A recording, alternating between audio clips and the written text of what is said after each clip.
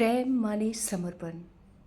समर्पण हर चीज़ का, अपनी खुशी का समर्पण उसके लिए, प्रेम का समर्पण उसके लिए, दौलत का समर्पण उसके लिए, अपना सब कुछ समर्पित कर देना, उसे कहते हैं प्रेम। बहुत ही डीप फीलिंग है प्रेम। और जब प्रेम होता है ना, बचपन से ही होता रहता है। बचपन में माँ के साथ जो प्रेम होता है, तो जैसे माँ दिखती है तो फेस पे ग्लिटर्स छा जाते हैं। फिर पापा का प्रेम होता है। नसीब वाले हैं तो भाई बहन का भी प्रेम मिलता है। और फिर आप बहुत नसीब वाले हैं तो आपको इश्क होता है, या कोई इंसान से प्रेम होता है। और कहीं धोखा खा गए तो आपको भगवान से प्रेम हो जाता है। और जो भगवान का प्रेम है ना, ओ माय गॉड, फुलफिल कर देता है आपको।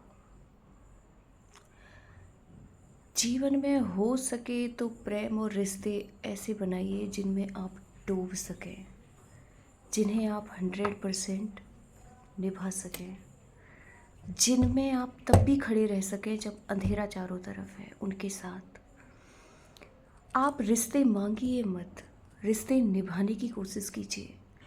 हम सब कहते हैं कि मेरा कोई रिश्तेदार नहीं है, कोई साथ नहीं देता। आप किसी का साथ देने की कोशिश करें। जो चीज़ आपके पास नहीं है उसे आप दूसरों के साथ करना स्टार्ट करें। After some time you feel कि चीज़ें बेटर हो रही हैं। एक बार दो फ्रेंड होते हैं, एक का नाम रमेश और एक का राघव। एक साथ पढ़ते हैं। जो राघव है उसकी जो फाइनेंशियल प्रॉब्लम थी कुछ, पापा एक हॉकर थे तो नहीं कर पाते थे ज़्यादा अर्निंग। रमेश के पापा एक गवर्नमेंट कर्मचारी थे तो वो बहुत अच्छा अर्निंग था। जबकि स्कूलिंग दोनों की एक स्कूल से ही हुई। एक बहुत बड़ा बिजनेसमैन बन गया और जो राघव था वो एक गवर्नमेंट जॉब में लगा। तो राघव की एक छोटी सैलरी थी और वो इसमें बहुत खुश रहता था, बहुत खुश, सुकून था उसकी लाइफ में, शांति थी। जो रमेश था उसका बहुत बड़ा बिजनेस हो गया तो वो इतना बिजी हो गया कि एक टाइम के बाद दोनों की आपस में बातचीत होनी भी बंद हो गई। एक बार ऐसा हुआ कि जो रमेश है उसके बिजनेस में उसके इतने सारे मित्र तो फ्रेंड थे, यानी कि रमेश के पास टाइम ही नहीं था राघव जैसे किसी फ्रेंड को फिर से कॉल बैक करने का। और पता है ये सबकी प्रॉब्लम होती है। It's not a problem of Ramesh, everyone feel it like they become a very बड़ा एक्सेप्शनल। हर जगह हैं कुछ लोग ऐसे होते हैं कि वो कितना भी ऊंचाई पर पहुंच जाए अपनी जड़ों को हमेशा पकड़ कर रखते हैं, क्योंकि जड़ों में सुकून होता है यार। तो रमेश के आगे पीछे बहुत सारे लोग थे भाई, कमाई अच्छी थी उसकी। राघव बेचारा अकेले शांति से रहता था। तो रमेश के बिजनेस में एक दिन थोड़ा सा उतार चढ़ाव हो गया और वो डेप्ट में चला गया, कर्जे में चला गया। कितना कर्जा? 5 लाख रुपए। तो एक दिन ऐसे ही रैंडमली स्क्रॉल कर रहा था वो अपनी डायरी और उसे रमेश का नंबर दिखा। क्योंकि जब इंसान दुख में आ जाता है ना तो फिर बचपन की तरफ लौटता है कि क्या दिन थे। तब उसे याद आता है कि मेरा एक फ्रेंड था राघव। वो राघव को कॉल करता है और एकदम से उसे रोना आ जाता है। तो राघव कहता है रमेश यार तू तो बहुत बदल गया था, क्या हो गया? ऐसी क्या सिचुएशन आ गई कि तू रोने लगा?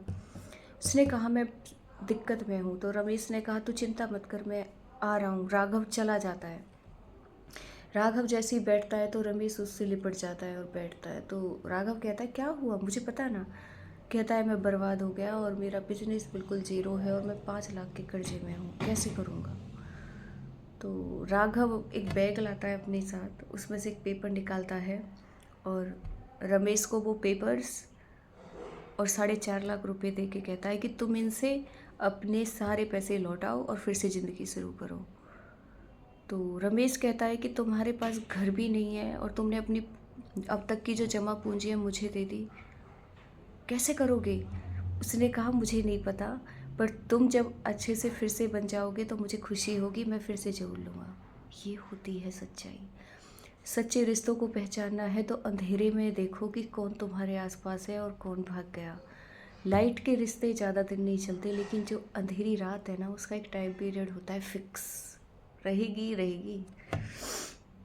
रिश्ते ऐसे बनाओ जो अंधेरे उजाले हर वक्त आपके पास खड़े हों, और जिनसे तुम सिर्फ हाँ जी ना जी में नहीं, इनफॉर्मली भी बात करो कि अरे यार कोई बात नहीं, कर लेंगे।